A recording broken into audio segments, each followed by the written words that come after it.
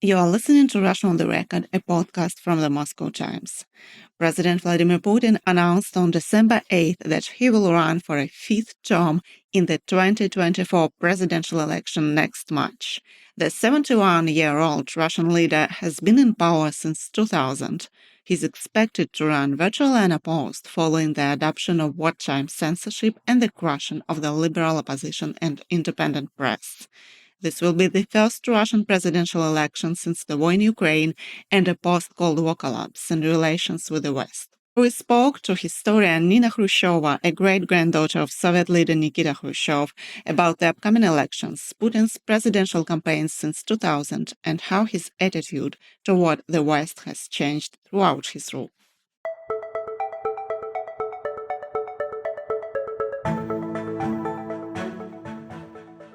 What was Putin's attitude towards the United States and Western countries during his first election campaign in the year 2000? What was Russian foreign policy based on back then? Well, we remember that Putin announced his presidency at the university in St. Petersburg at the university. So it was very internationalist oriented. It was quite cosmopolitan. It was educated. At the time, we all remember that his main arguments is that NATO is not a threat. Russia is a European country. And in fact, why wouldn't Russia be, it's slightly later, but why wouldn't Russia be part of NATO? Also, with that campaign, he was arguing for all sorts of freedoms. It will be part of, Russia cannot develop without freedom of expression, freedom of democracy, and whatnot. And as many witnesses to that campaign, journalists were saying that, in fact, when Putin was asked to become president, to sort of step into Yeltsin's shoes, he didn't plan it, or he was not told it's going to be forever. And he actually was hoping to become the head of Gazprom. It was all about the money. And he was actually very much business oriented. Some journalists remember that he could cite numbers of how much percentage of which foreign companies or which domestic companies the oligarchs would have. So he wanted to be a business person. That was his Leningrad, from the backwater of the city of Leningrad, dream. He was a lower middle class, working class, so that's what he wanted to be. And it's especially just coming out of KGB. But as they say, the fate had it differently, and the fate brought him to the heights that he never thought he would come to. And ultimately, money, the potentially to have money in Russia is indistinguishable from having power. And that's when Putin's attitude began to change. Slowly, 2004, 2008, 2012, and 2018. So all of this was basically connecting the desire for wealth with the impossibility to have that wealth without sitting on top of the Kremlin.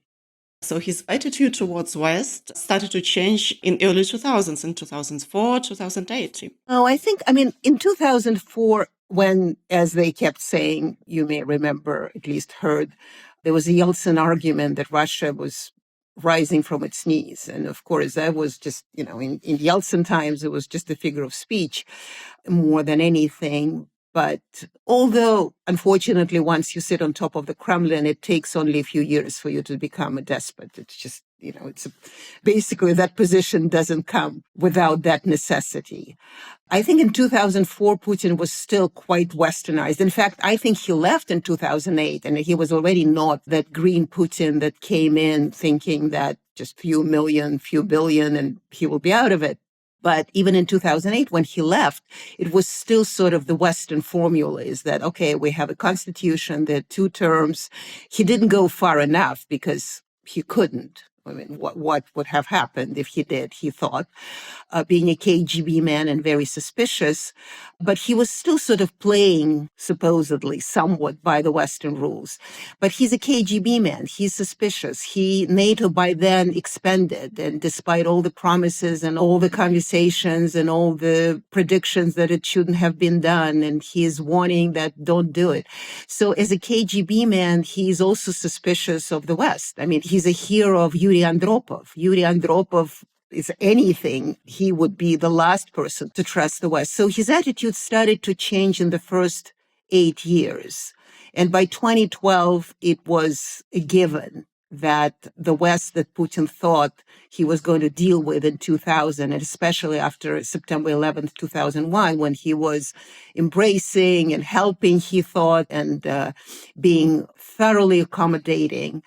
So by 2012, that kind of dream of the West was gone, especially was gone when he already left the Kremlin in 2008 when the financial collapse happened. In fact, I do know that he was talking about, it's like, well, that's the West. We thought they were great, and look at this, and they collapsed the world. So there are many instances that helped that anti-Western, very suspicious attitude. And not even the last one was Dick Cheney, by the way, kind of the great beacon of American undemocracy, sort of the black flower, the black orchid, the oxymoron of democratic development. When Dick Cheney, I think, I forgot which country, I think he went to one of the Baltic countries, maybe Lithuania, I don't remember exactly. And he spoke there in 2006. And he was talking about how Putin is not Democrat and, how we America is going to. And Putin's like, I'm sorry, really? And you are telling me that I'm not a Democrat? And I think that attitude sort of from 2006, 2008 on started to change. And by 2012, he was very firm in his suspicion. And after 2013, the Maidan, and 2014, the annexation of Crimea, there was no going back at all. Yeah, you mentioned that Putin is from KGB, he's a child of the Cold War, and he was very nostalgic on the Soviet Union and like the power, the influence of the Soviet Union. How much did anti-Western rhetoric of the end of 2000s and evoking feelings of resentment over the loss of the Cold War play a role in Putin's domestic popularity? How much this sentiment was represented among the Russians? It's interesting because Putin is the child of the Cold War, but the late Cold War. He was born, what was that, 52, right? So he was born a year before Stalin died. So he grew up during the thaw. He grew up during Khrushchev's thaw. So it's, in many ways, his Cold War nostalgia could have been informed by the thaw. But instead, it was informed by Brezhnev, by the era of stagnation, when the Soviet system was nearly collapsing, but had a sense of some sort of the stagnant stability. And that's something that he chose to replicate in some way. And that's what he sold to the Russians. It's not necessarily the nostalgia for the Cold War that he sold. He sold that the golden stagnation. And that is kind of interesting because I'm younger than Putin, but I grew up I didn't really grow up Khrushchev was already ousted when I was born and growing up. But I remember how stagnating that was. And it wasn't golden at all. And somehow they just chose to replicate that mythological nostalgia, which, by the way, and I already mentioned Andropov, and you really cannot talk about Putin without talking about Andropov, who was a KGB head since 1967, and then he became the head of the Soviet Union for a very brief period of time because he was sick in 1982 when Brezhnev died. So that was Putin's kind of this merger of mythological stability of stagnation and the tough hand of Andropov. Because Andropov, while he was a KGB head, his one order of business was very important. He was creating mythology, the cultural mythology of the greatness of the special forces. The special forces, I mean, the security forces, the KGB, the clandestine operatives, and all this. And we know that Putin's creation of his own mythology of himself began when he watched film that was done under Andropov's order, one of many films, The Shield and the Sword. I mean, all these films that glorifying all sorts of security forces. And so that's what Putin was selling to people, that I'm going to bring you that stability. I'm going to bring you that, but you're going to be living better. You're going to have your cappuccino. You don't have to stand in line for whatever, a piece of bread, but it's going to be, so you would have stability and greatness as you had in the Soviet Union, but you will have products. And he was very lucky. I mean, actually, I have to say, he's probably one of the luckiest leaders I've ever experienced in life. I mean, people were saying that Barack Obama was that lucky. He was lucky, but not the level of Putin, because luck cannot last for 24 years. And yet it does. It continues to. So he was very lucky with oil prices. And the oil prices, of course, helped him to create that mythological kind of this new version of Putinist Russia that is capitalist and collectivist, sort of, so to speak, all at once. And of course, that also helped that in the 90s, this great, like UCOS, all the oil and gas businesses were built in the 90s, in fact. I mean, Putin just took them and used for the state. But nevertheless, he was able to apply it in the proper way to create this new kind of idea that now Russia really is up from its knees. We're respected. We are taken into consideration. And of course, the next step, for the Russians is that respect comes with fear. So first it was respect, and then ultimately that started building into fear. And that's exactly what we're seeing today. Even if now the fear is more important than respect. In fact, the only way they respect it is because they fear us. If we're coming back to Putin's presidential campaigns, well, we can say that traditionally he does not take part in debates or he does not film campaign videos. What do his election campaign look like? Russia never had elections. I mean, let's be honest about it. In 91, Yeltsin became president because the Soviet Union collapsed. So that's not election. 96, it was completely made up because his popularity was very little, but as his supporters, including people that we laud as great Democrats today, and I'm not arguing that they were Democrats, but let's say they were Soviet Democrats. In this sense, Soviet or Russian for that matter, they still think that their word mattered more than anybody's. Yegor Gaidar himself was telling me, he's a great Russian reformer, he was telling me that we had, and I said, well, this is ridiculous in 96. What are you talking about? And he said, no, we really had to elect Yeltsin, otherwise communists would have come back. So, it's always an ideological reason as to why Democrats or non-Democrats would argue that that particular leader has to be essentially without a competition. So 96 was not an election. 2000 was not an election. I mean, of course, there were other people running, but Yeltsin said, well, that's the man that I'm going to, you're all going to elect because this is the man that I chose, which is, by the way, a lot of questions. I mean, we know why, but that's the disaster that came out of Yeltsin because there were other people that may not have turned. I mean, history doesn't know conditional tenses. We don't know, but may not have turned into this, not being the little KGB major who, out of kind of going into retirement, received an honorary rank of lieutenant colonel. So, that's the low rank with a low height, with a low whatever, everything, gives you this kind of a Napoleonic dictatorial formula. So Russia never had elections. 2004 could have been because Putin was wildly popular. But as David Remnick once put it, he said he stole the elections because he just couldn't help himself. In 2004, he was, I think it was 60. So he came in 2000. The elections were in March. Late March, it was 50-something%. So they probably rigged it a bit, or maybe not even. And he was kind of barely scraped it, so to speak. Then in 2004, it was 60-something. I mean, they clearly, I don't know, I'm not going to say that they did because I don't have evidence, but people who were observers were saying it wasn't necessarily 100% fair.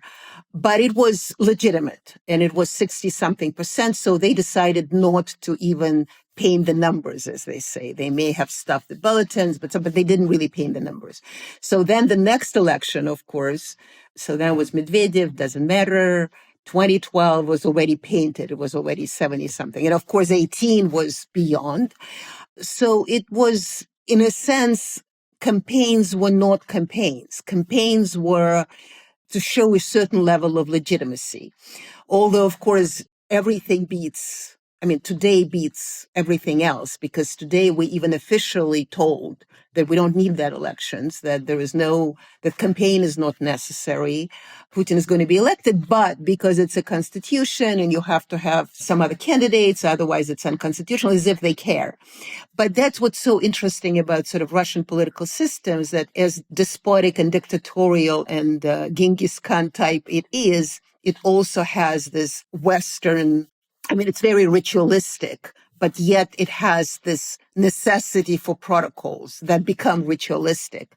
So, of course, if Putin is the candidate at all times, why would he have debates? It's below the 5'7" KGB major to be on stage with other people. He declares his statements. He doesn't need to debate them. I mean, and who is in this? And probably the only person originally he could have done it with Yavlinsky, probably, maybe Zyuganov. All these people from the leftovers from the old good days when there was still at least a semblance of politics.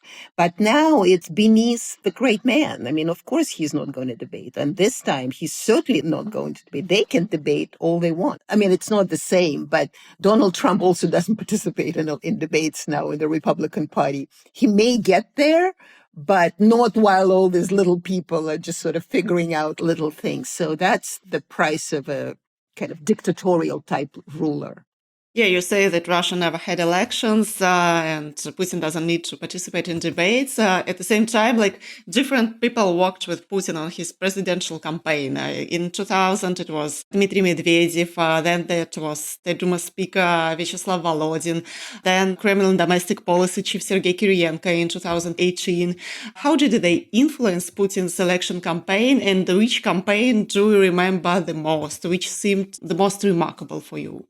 I don't find Russian politics that remarkable because I actually find it quite predictable in many ways. And especially what happened after February 2024 is like, okay, well, yeah, Russia was doing okay. It was kind of being global and it's like, it's really boring. Let's just go do a war and let's become isolationist because we are a unique civilization. So going back to the arguments of these debates between the Slavophiles and Westernizers, which I thought after 1991 would not even be possible because it's just such a leftover of the past, but how wrong we all were. Yes, of course, different people worked on different campaigns. I mean, there was a great film, I forgot the name of it, by Vitaly Mansky on the elections of Putin in 2000 when Yeltsin retired and gave it to Putin. And in March, and, everybody was participating. And there's all these kind of liberals that were part of that campaign. I'm sure they, Surkov is a good example, Vyacheslav Surkov, who was sort of a Putin brain for quite a bit of time. And he himself said that he's designer of today politics, which doesn't have any room for him anymore, which is kind of interesting because it just went probably so far right that, and I mean right in the normal way, not in the Russian way, when the right is against the communists, so far right that he himself doesn't even recognize this kind of nationalistic, xenophobic kind of version of Russia helped create. So I'm sure they influence, but I'm pretty certain that it's a Putin design. It doesn't have to be all details of Putin design, but his advisors know what he wants. They feed him certain information that he likes. They put together information that he likes. They listen to what he has to say. I don't know how much he talks to them, but I imagine he does. And so he has ideas he's told, Americans are meddling in our neighborhoods. Like, we are going to show them how to meddle in our neighborhood. And we are going to show them if they want to, if Barack Obama thinks that Russia is a regional power, I'm going to show him what kind of regional power we are. And so that kind of a policy being created. And I don't know that about Putin for sure, but I've studied quite a bit of how Khrushchev policy was created. And it was kind of similar, is that he has ideas and he says, the Americans are this. And, and then advisors run around and do research and come back to him and say, we can do this and we can do that. And he says, fine, let's go this direction. And, then there is U2 incident, May 1st, 1960. And he says, okay, we are going to turn around and do it entirely differently. And of course, Putin is much better educated than Khrushchev was. Putin knows the world much better than Khrushchev did.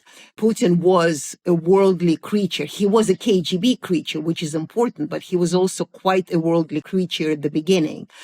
And I think that kind of shows at the beginning that he was much more open to the world. Remember when he said that, Russia is a part of European civilization. But ultimately, sitting in the Kremlin, when you're sitting in the Kremlin and being further and further away from the world and further away from the people, and more advisors are kissing your every part of your body, ultimately you just end up as this. I mean, he's really not that in that vertical of power that he announced. He's really not that original. And advisors are there in Russian politics. Very rarely advisors are there to tell you how to be better. More often than not, advisors are there to confirm all your inconsistencies, all your idiosyncrasies, all your fears, all your great demands for greatness and whatnot. And that's exactly what we've been witnessing over all these campaigns for Putin's, and I don't even want to say elections, but Putin's sort of eras of Putin staying in power.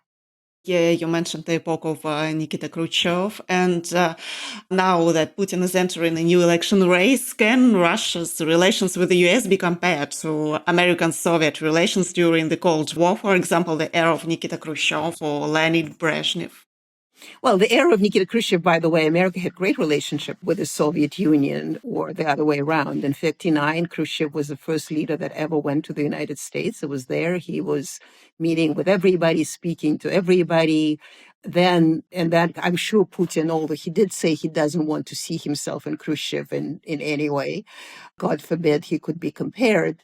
But in many ways, he kind of following in Khrushchev's footsteps, in a sense that, Khrushchev thought in 1959 that their relationship couldn't have been better.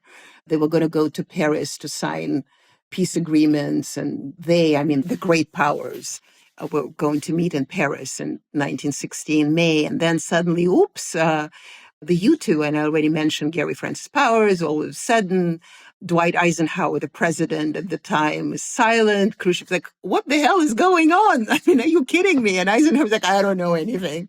And Khrushchev's like, wait, we have a pilot in the plane. What do you mean you don't know anything? So Khrushchev was sort of begging for apology. Eisenhower said, I'm not apologizing. Goodbye. Khrushchev said, fine, I'm not going to negotiate. He came to Paris, had a scandal, and left. So in some ways, it was one of those moments that Putin cites, and not incorrectly, is that, you're kind of being friendly with the West, and then it does this little backa to you, because thinking that you are a nobody and a nothing and they can do whatever.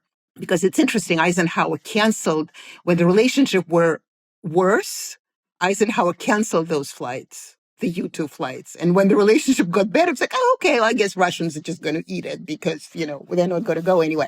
So in some ways it is a great hubris on the side of the United States, of the West.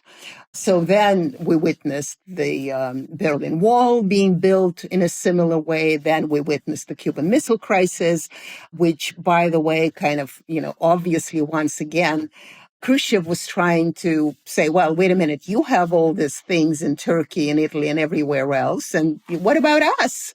And you keep trying to kill Fidel Castro, and you're going to kill Fidel Castro once again, try to kill him by October 1962. We have to do something. So if you actually flip this, all these statements from the United States was like, oh, how dare they? They are going to take a Mexican leader. The Soviets are going to take out a Mexican leader. We have to fight for this. And basically the argument from the United States is always that what the lion can do, the dog cannot. And so both Khrushchev and Putin say, wait a minute, I'm not your dog. So what are you talking about? So in this sense, in terms of politics, geopolitics, these things are explicable. And in fact, the interesting thing about Khrushchev is that he, being a politician, and politician and Soviet almost do not go in the same sentence, but he was a political being, let me put it this way. I mean, he survived the Stalin era, the Stalinist attacks and whatnot. So he was a political being. He would see, especially with the Cuban Missile Crisis, he thought that Kennedy was young, that Kennedy wouldn't respond. He was adamant that it was all for parities, not for anything else. And Kennedy decided to raise the stakes and say, well, if you are not going to do it, we're going to start a war. And he said, no. I didn't mean war, never. So he started navigating political situation that was created. And that's how the Cuban Missile Crisis was resolved. And in fact, Khrushchev and Kennedy then were planning to have a great relationship. And that's why I say they were great crises during Khrushchev era.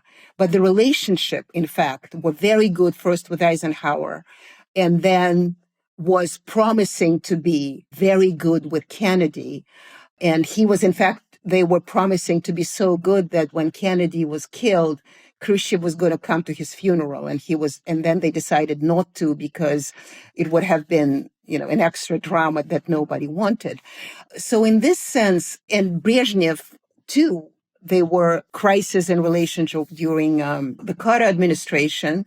But in other ways, things were, so the detente began and all these other things. So they were still, these people, Khrushchev more probably than Brezhnev, but Brezhnev too, they were political beings. They were not KGB beings.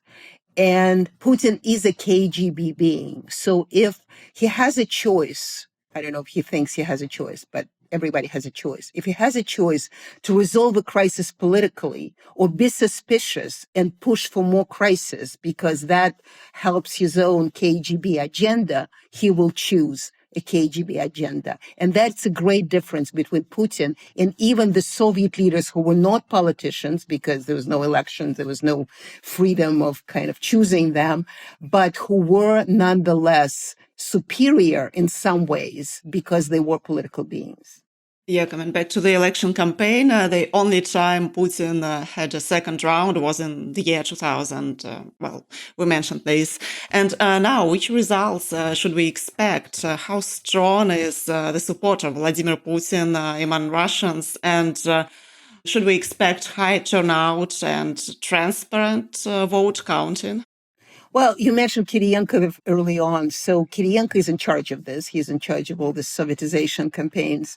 So they already met with those who organize it. So their legitimacy, one is a big argument for legitimacy and calmness and mass attendance.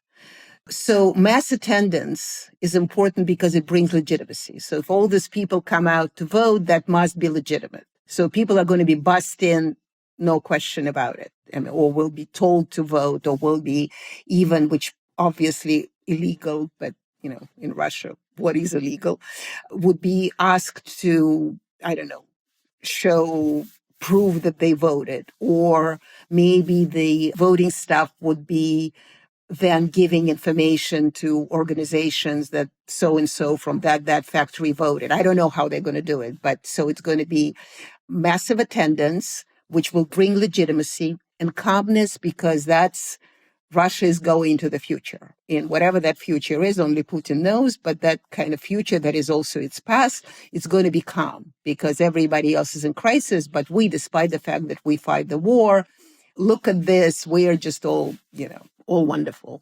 It would be interesting to see, in fact, what would be the address since the new year is coming up, because also we talk about the Putin transformation during the election announcements and election campaigns, but also his transformation during the New Year's speech is also incredibly important. First he went early on in 2000, he went out and he spoke. He's no longer in office warm. He is not speaking from the desk. He's speaking, there's a snow and Kremlin and all these things. And in fact, originally, even he wanted to go all across Russia and stop in every time zone and speak from every time zone. In fact, he did this when he came back after Medvedev. He spoke from Chelyabinsk. Kind of the New Year's celebration was among the people, so to speak. They were backdrop. And last year, it was also among the people, but they were military people. We don't know exactly whether it's, how many roles and how many uniforms they were changing because they seem to be serving in different ways.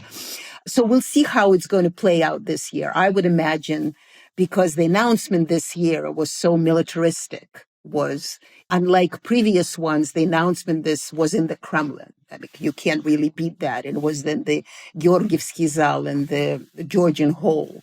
You can't beat this. This is a grand place of grand things that happen in the Kremlin. And the military people in uniform came up very awkwardly, mind you, and said, well, ye be with us and whatnot. So that was a message. That was a great message that he's the Tsar, Putin the First, of a great military empire that is going to be military empire no matter what. So campaigns change, and of course the New Year celebrations also seem kind of very appropriate. They are created for certain eras. So watching this transformation, I mean, I have to say, for me, it's a little boring because in some ways you almost can predict. You can't predict little details, but you can predict that during the first years, the Kremlin behind Putin was much larger than Putin.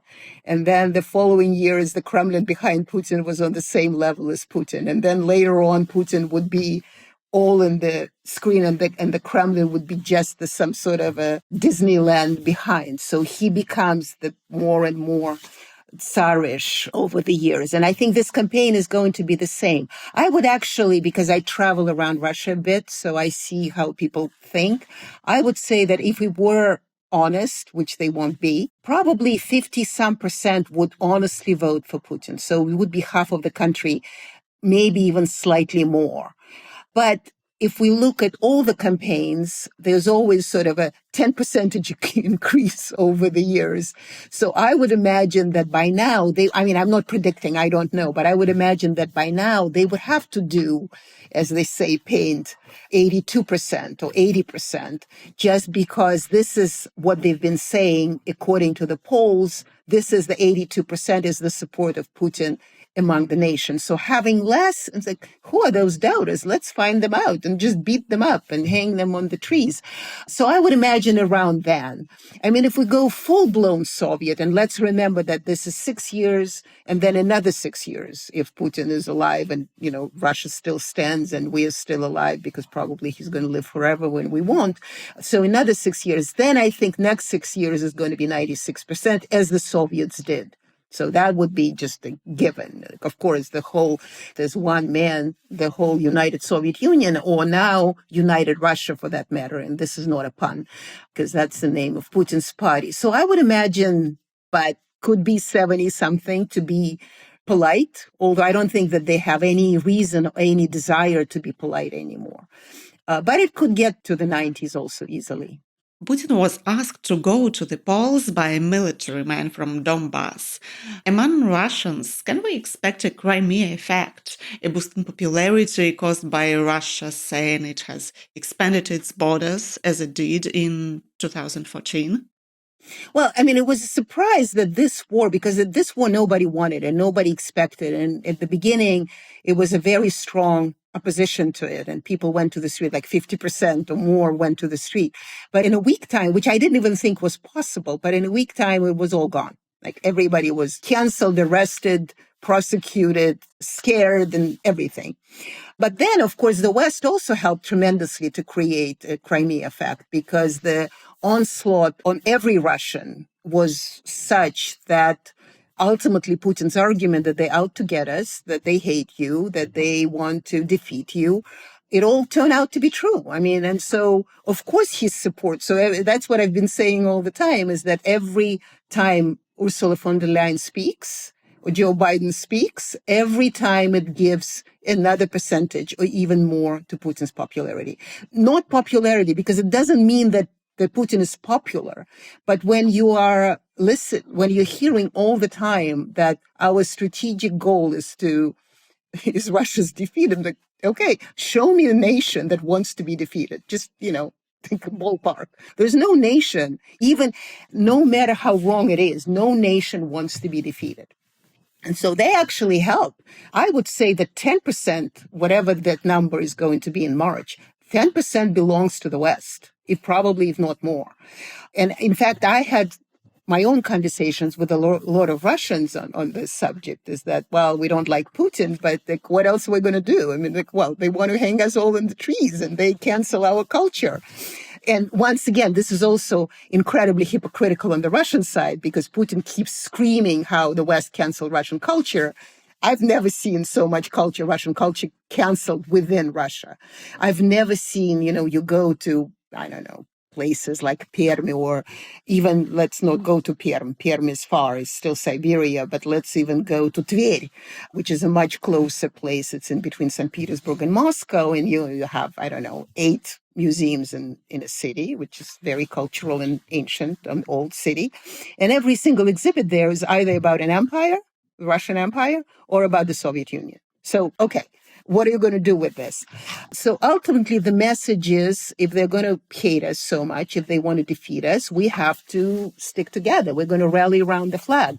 And that certainly helps Putin's argument that every time when a statue of Russian something goes down in Kiev or in Ukraine, when a book is being canceled because it's on the Russian subject, every time it adds to Putin's argument.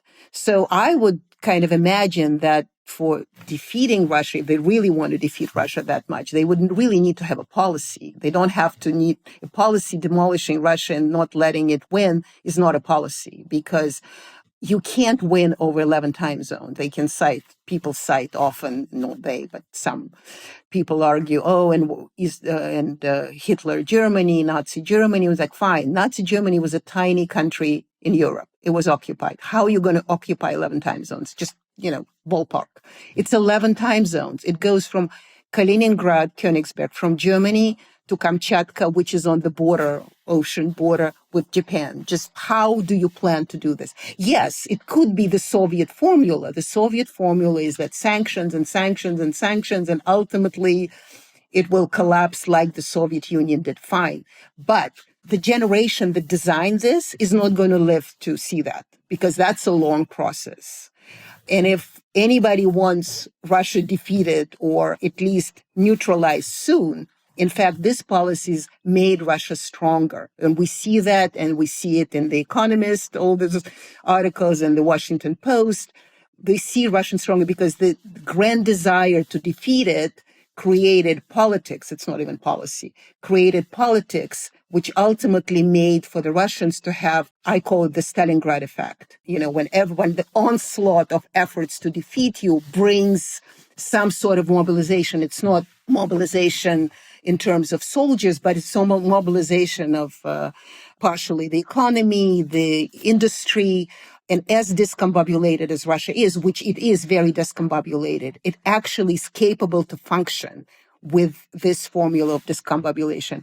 And that's what we see. And so I do think that Putin, over 50% will honestly be for him, and about 20 plus, if not more, they will just paint, which is not really, given the circumstances, writing up extra 20% numbers is really not that much. In every election involving Putin, there was a so-called liberal candidate, a candidate from the liberal bloc, a pro-Western candidate. For example, on the last elections in 2018, there was Ksenia Sobchak. Should we expect such a candidate this time too?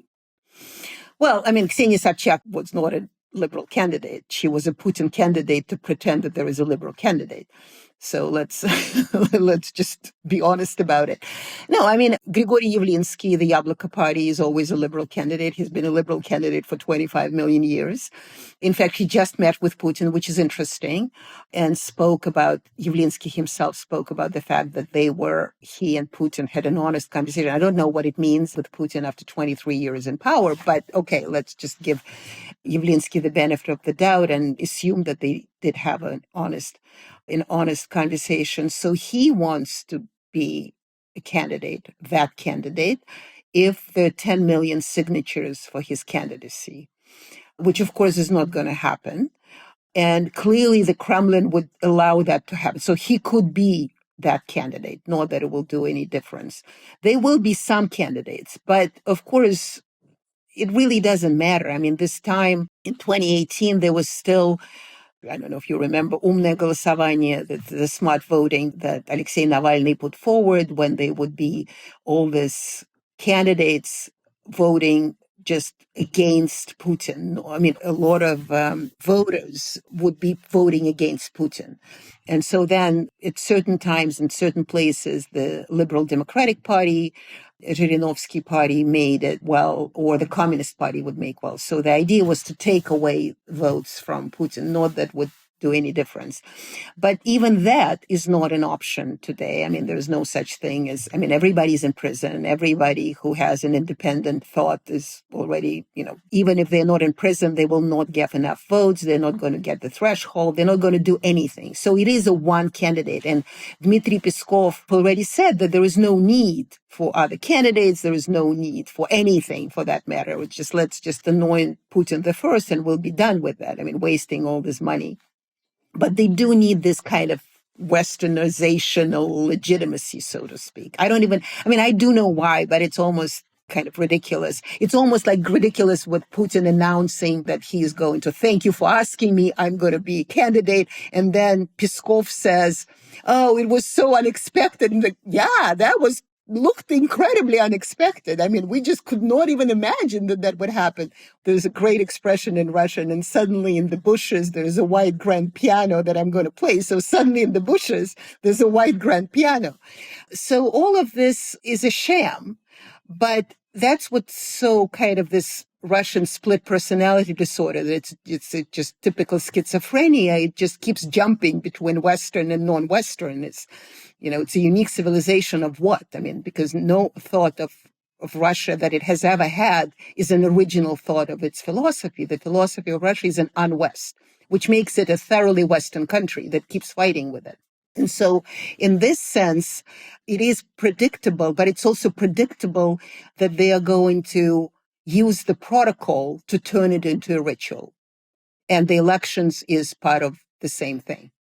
So all the major Russian opposition leaders are now in prison, including Alexei Navalny. And earlier this month, Alexei Navalny's allies announced that they have not received any news from him for several days. Do you think the Kremlin will try to silence the country's main opposition figure during the elections? I think so, yes. I hope that they're just silencing him, frankly.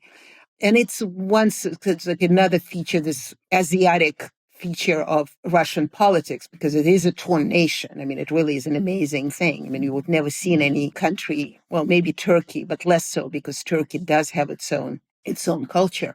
But, never seen a country being so schizophrenic about its own existence, about its own identity. So they already silenced everything. They really have nothing to be afraid of. And yet they are, because everything that Russia does, and it's not even unusual because, every country fights its enemies. Every country plays dirty with those that they disagree. It's the extent to which Russia does it. I mean, it's really that Orwellian. I mean, it's on the level of fiction because no normal country does this kind of thing because it's just absurd. But yes, I think they will. And I think that's why now they're basically going after everybody, almost everybody, for things that they said in 2021, 2022, 2014, or something. So I would imagine that the desire to completely silence opposition is there, and the action around it would be that Russian, is that complete elimination. I mean, Oleg Karlov, one of the Memorial founders, got a light sentence. He got a last time for maligning the Russian forces or whatever these things are. So he got a fine of 150,000 rubles. And he himself said, I remember what he said, it was quite decent. I was like, yeah, just wait. Today it's decent because it wasn't an order. And then the next order will be that it's not going to be decent. So on Thursday, there was going to be another hearing, and the prosecutor wants 3 years for him. I mean, I hope it's not going to happen, but I imagine that 3 months left, they're going to be ramping up that kind of production of enemies, very 1937. So should we expect the anti-Western rhetoric to be at the center of Putin's campaign and in the center of his new presidential term? Well, it's also kind of interesting that Putin's rhetoric is not even anti-Western. And that's an interesting thing because it's almost pacifying, is that if they were not that horrible to us, we wouldn't have been like that. We just have to respond. Because for Putin, if you listen, it takes a lot of stamina to listen to his speech, at least for me, it did, to listen to his speech at this patriarchal Congress, the Orthodox Congress. That was an amazing speech of pet peeves. I mean, just They didn't get us and we had the and Russia is great and you didn't recognize it, And so I would imagine like that. So basically his message is that the West will have other different leaders. We're going to be fine. We're going to be great. We're going to be friendly because we're not closing the borders. And in some ways, he once again lucky. I go back to my point is that the West did a lot of job for him. It's like, I don't need to close borders. Finland does it all by itself. So he doesn't even have to be a despot in a sense because the West is so eager to cancel Russia in a sense. I mean, I know I'm repeating his rhetoric, but it's not untrue. I mean, the problem with Putin is that not necessarily everything that they say is untrue. It's just the messenger is wrong and therefore it becomes untrue. As George Orwell once said, all propaganda lies even if it tells the truth. So yes, I mean, it is going to be Russia's unique civilization. It's not recognized, but as long as it's recognized, we're fine. We're not anti-Western.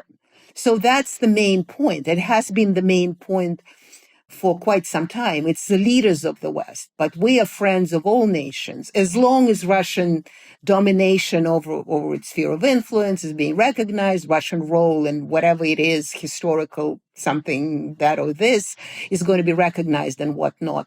And in fact, I found it also interesting in later speeches because the word democracy hasn't been used because it was a curse word. It was a Navalny word. We're not going to use it. And in the last 2 months, suddenly democracy or democratic has been coming up.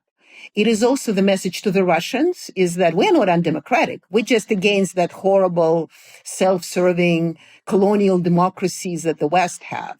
It's the message to the Russians, but it's also the message to the world because we want a multipolar world where everybody is equal, everybody is friendly. Putin keeps winking and saying, well, that sentence may be too sharp, or we don't like LGBT. They have the right to exist. We just don't want them to win all the tenders, all the competitions, which is interesting because this is also incredibly Stalin-esque. When Stalin says that is too tough, we really have to, stop looking for enemies of the people. The next thing is like, whoops, the enemies of the people just come out of woodworks immediately. And that's another kind of this Andropov / Stalin security forces function is that the president appears, the Tsar appears benevolent, the Tsar appears fair. Oh, but it's all these other people who are in charge of all this. And I think we'll see more and more of this, is that the repressions will increase, but Putin himself will be looking more and more above all of this little blah, blah, blah, blah, because he has that grand vision of the great, unique civilization that he will make the world to recognize, even if by sword. That's all for this episode. We will continue informing you on the Russian presidential election in our future episodes. Stay tuned and thank you for listening to Russia on the Record.